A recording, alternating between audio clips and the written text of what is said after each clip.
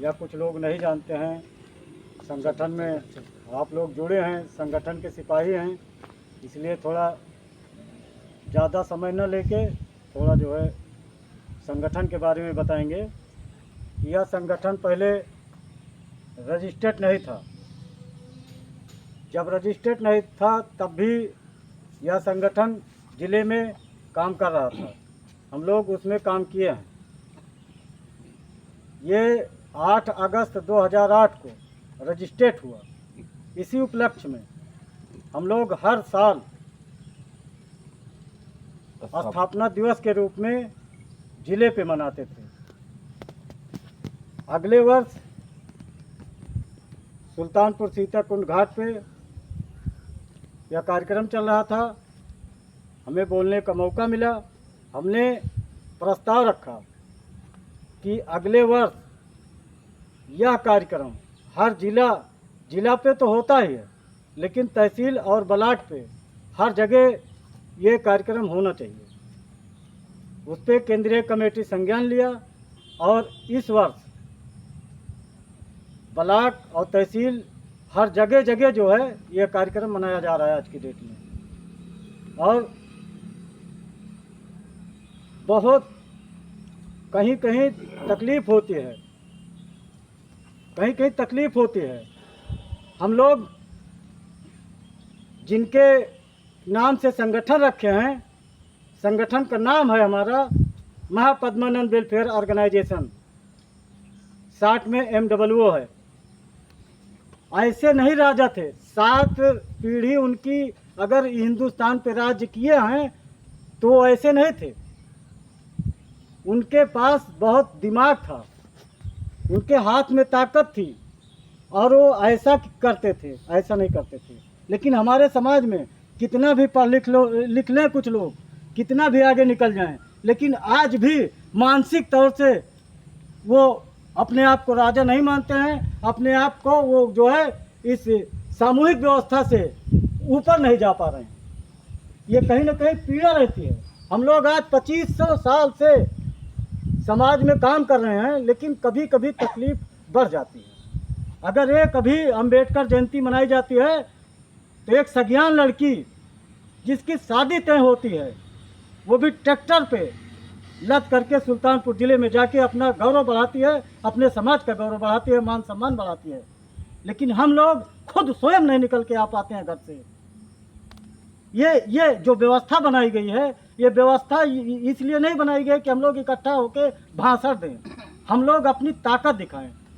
यहाँ क्यों आए हम? आप लोगों को नेता बनाने, आप लोगों का गौरव बढ़ाने, आप लोगों का मान सम्मान बढ़ाने।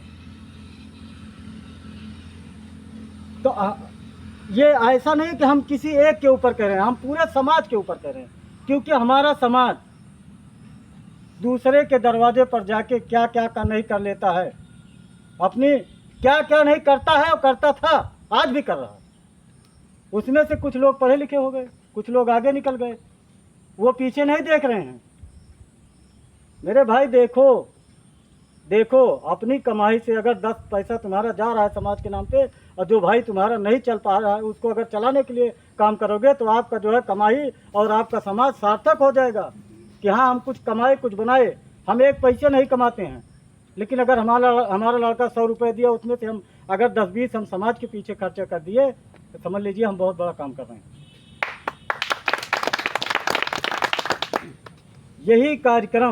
यही कार्यक्रम यहाँ कोई ज़रूरी नहीं